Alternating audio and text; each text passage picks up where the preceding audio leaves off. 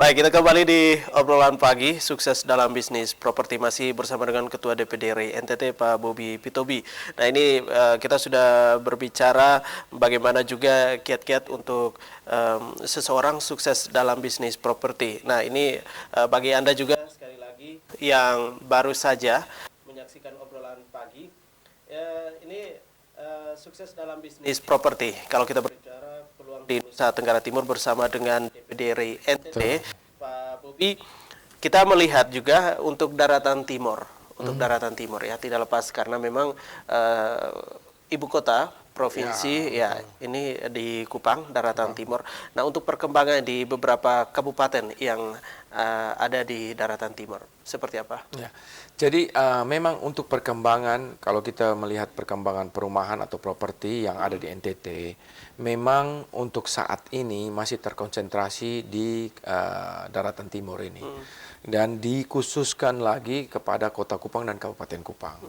Kota Kupang dan Kabupaten Kupang ini merupakan suatu hub, ya. Jadi semua perdagangan dan bisnis-bisnis itu selalu melalui Kota Kupang.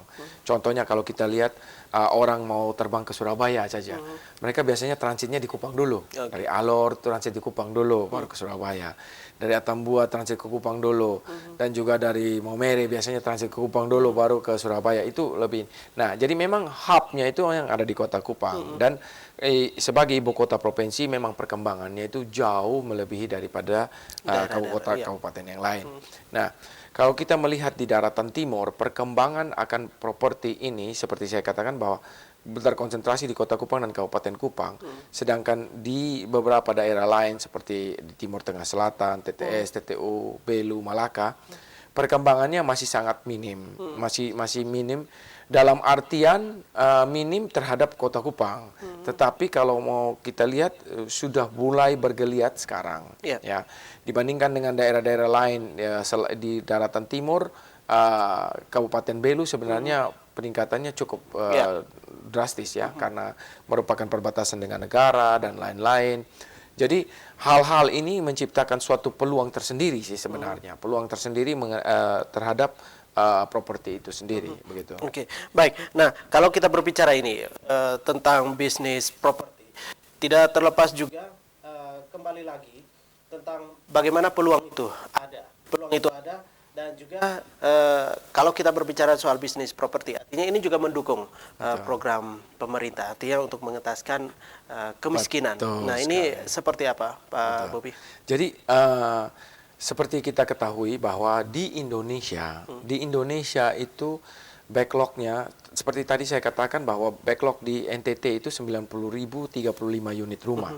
Sedangkan di seluruh Indonesia kita masih ada 11,7 juta backlog. 11,7 juta unit rumah yang backlog. Jadi berarti orang yang masih mau punya rumah tapi belum ini.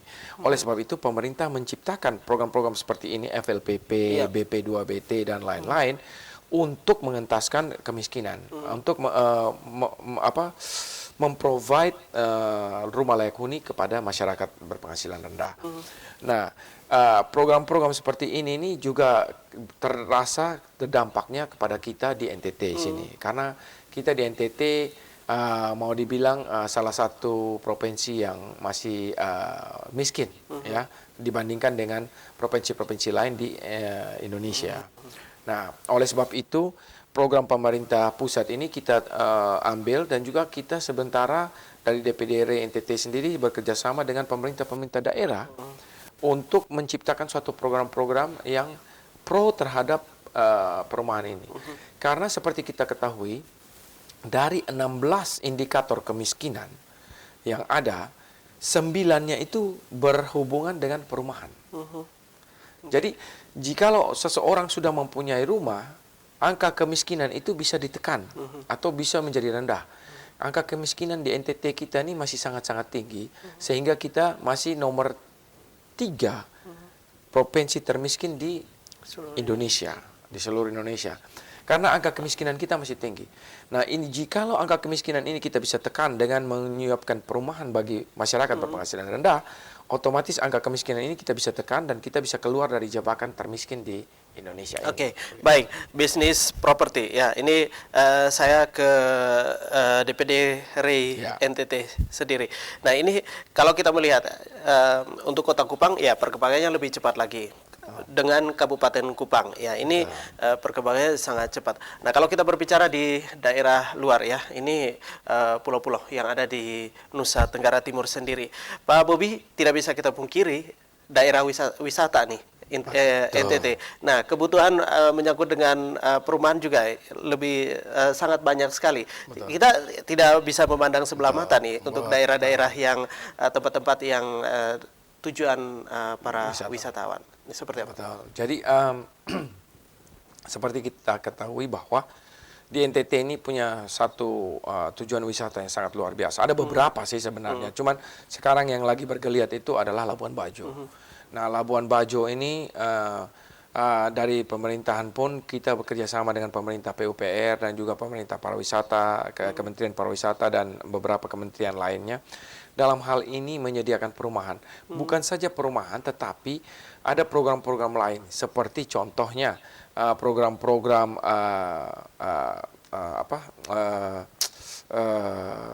yang dinamakan program-program seperti membangun kos-kosan untuk para wisatawan bisa menginap dan berbaur dengan masyarakat. Nah, ini program-program pemerintah yang baru saja dijalankan dan kita meminta kita dari DPD RI NTT untuk mensupport itu. Jadi pembangunan-pembangunan yang lebih kepada homestay. Homestay. Nah, jadi ini selain karena pemerintah selain mendukung akan adanya wisatawan asing masuk untuk bisa ini dan juga bisa berbaur dan juga mempelajari kulturnya kita. Kita punya kebudayaannya kita. Nah, hal-hal yang ini nih yang sangat-sangat positif jikalau kita membangun suatu homestay dan lain-lain itu ke depan. Oke, baik. Nah, dan juga kembali lagi, ini kalau kita tarik lagi berbicara untuk era sekarang ini, era milenial, semuanya ini yang seperti perkataan awal bahwa semuanya serba online. Nah, ini juga artinya memudahkan juga untuk masyarakat atau siapapun juga, apalagi untuk kaum milenial sekarang ini untuk terjun dalam bidang bisnis properti. Nah, tetapi juga tidak bisa kita pungkiri di saat sekarang ini semuanya serba dari rumah.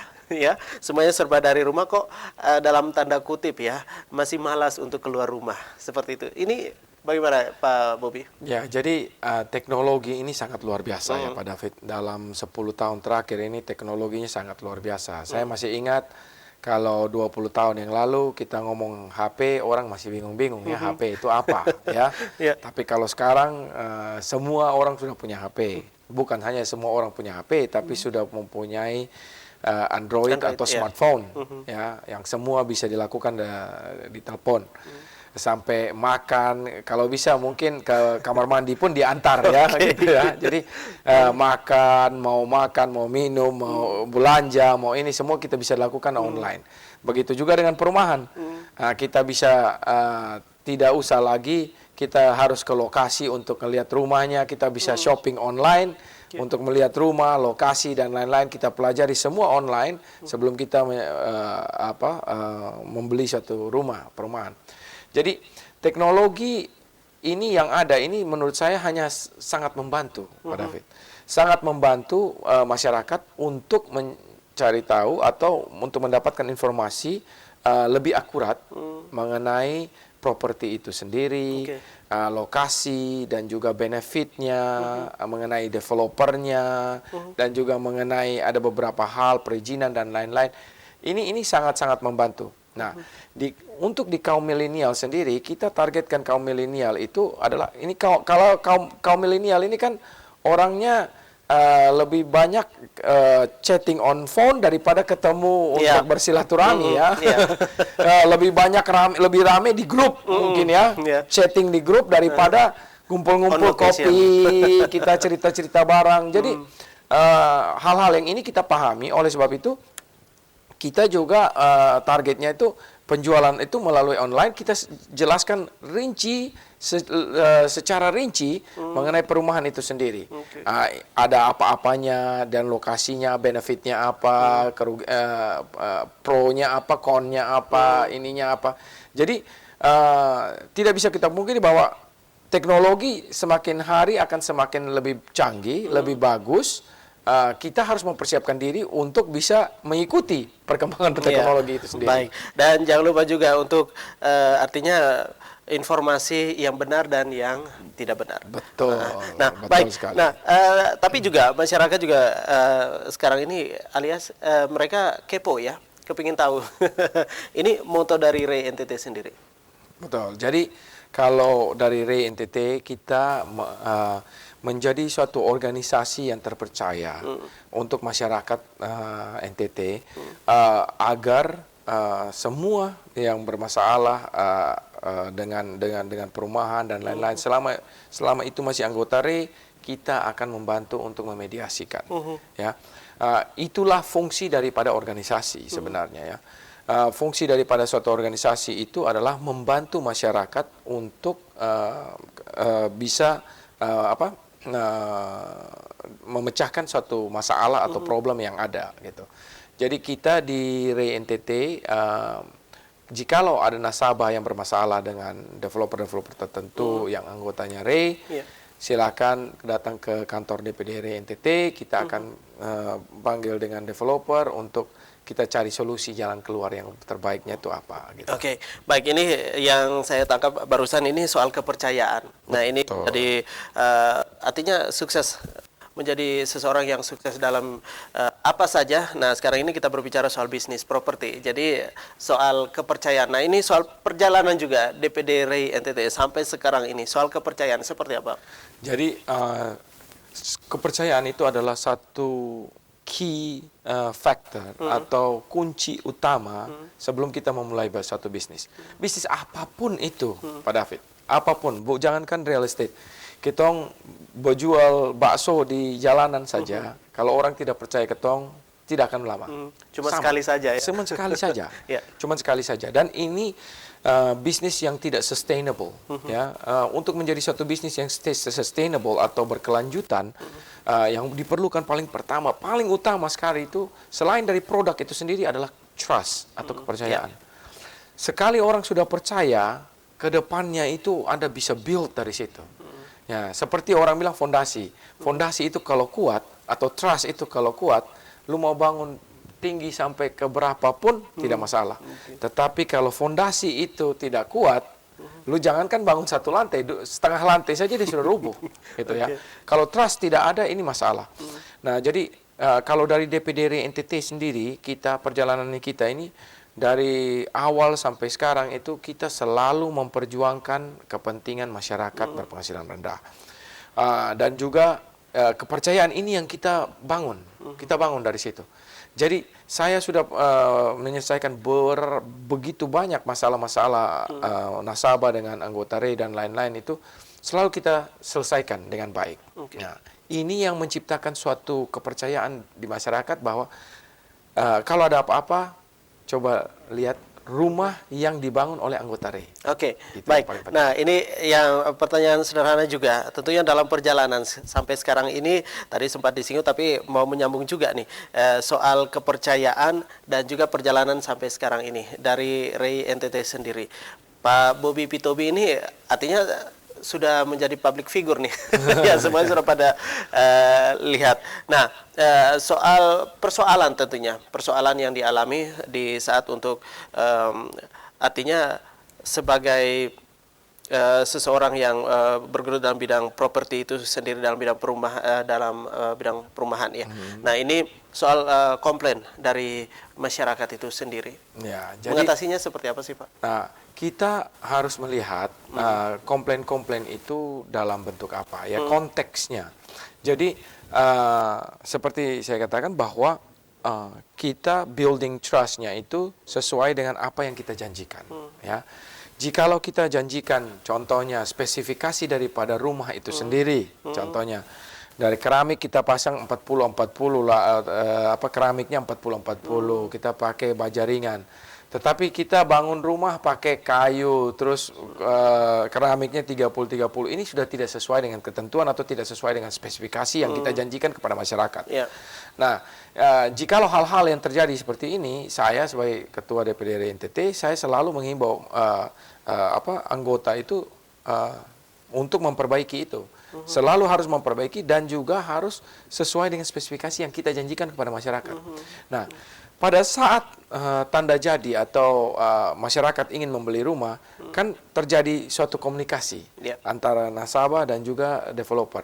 Nah, apa yang dijanjikan oleh developer kepada nasabah, ini yang saya harus pastikan bahwa ini dipenuhi. Okay. Nah, itu untuk membuilding satu trust atau suatu kepercayaan. Okay. Jadi apa yang sudah dijanjikan tolong dipenuhi.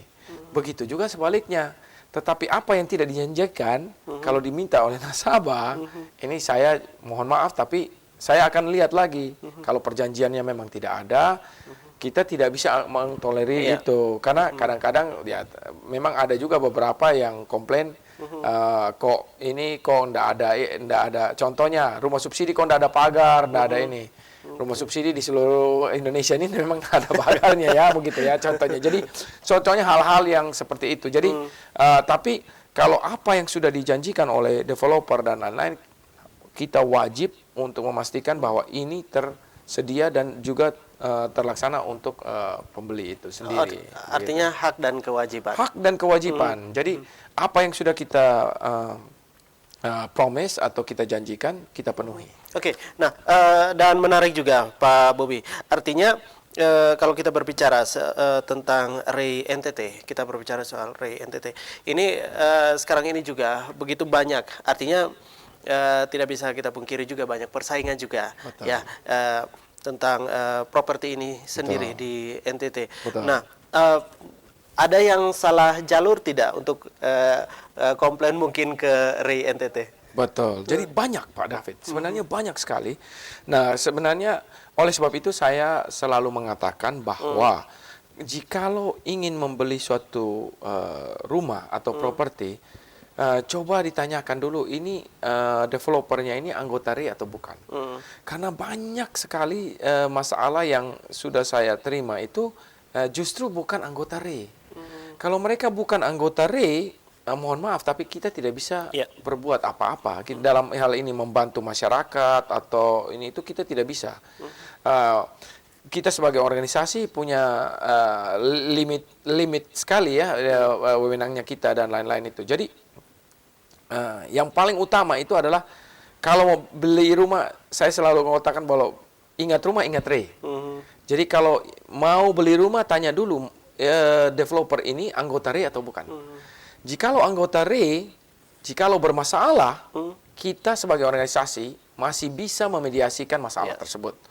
Tetapi jikalau tidak menjadi anggota RI, mohon maaf, apapun kita tidak bisa lakukan. Nah, terlepas daripada itu, seperti Pak David bilang tadi, banyak sekali komplain-komplain yang kita dapatkan, tetapi setelah kita telah dan kita lihat, wah ini perusahaan bukan anggota RI, jadi tidak dapat kami akomodirkan.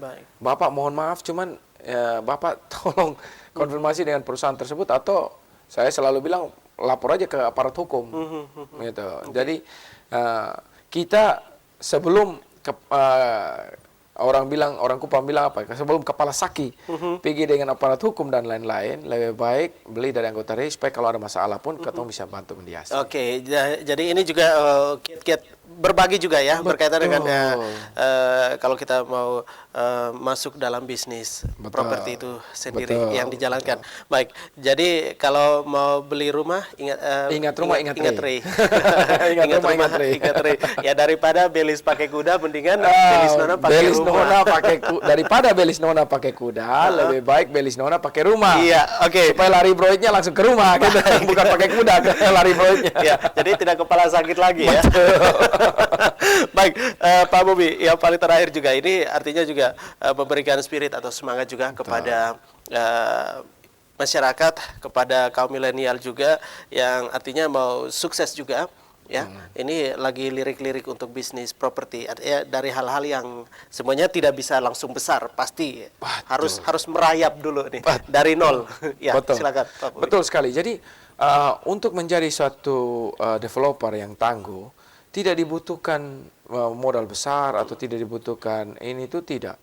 Yang paling dibutuhkan adalah seperti saya katakan tadi, will dan kejujuran. Will atau keinginan, kejujuran, dan kerja keras. Jikalau ingin menjadi developer, kita dari DPD NTT sendiri ada yang namanya diklat atau pendidikan untuk menjadi developer. Beberapa tahun yang lalu kita adakan diklat ini, kita sudah bisa menciptakan sekitar 6 developer baru dari diklat ini. Jadi mereka datang, mereka belajar mengenai bagaimana cara-cara perhitungan untuk menjadi developer dan lain-lain. Dan dari hasil diklat tersebut kita sudah bisa menciptakan 6 developer yang sampai saat ini bisa berjalan dengan baik. Nah, ini suatu kesempatan yang sangat luar biasa.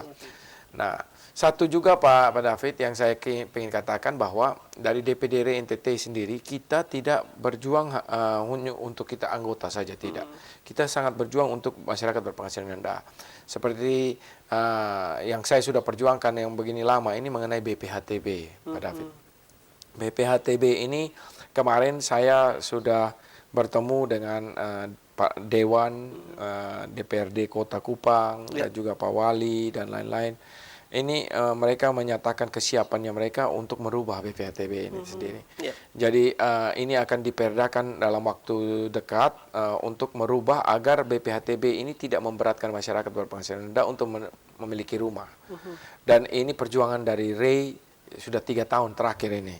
Ya, jadi jikalau ini bisa ditetapkan, ini sangat puji Tuhan, sangat bagus sekali untuk kita, untuk masyarakat berpenghasilan rendah, untuk memiliki rumah. Dan juga saya menyampaikan apresiasi saya kepada Dewan Kota Kupang dan juga Wali Kota dalam hal ini untuk bisa mereview atau merubah BPHTB ini.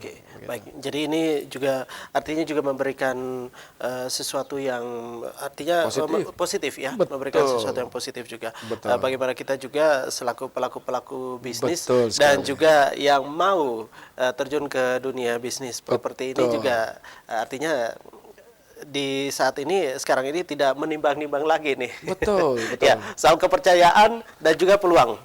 Soal peluang. Baik, Pak Bobi terima kasih sudah berbagi dan juga ini sukses dalam bisnisnya juga. Dan salam hormat juga untuk Ray NTT dan juga untuk Anda pemirsa yang sudah menyaksikan obrolan pagi, semoga bermanfaat untuk kita semua.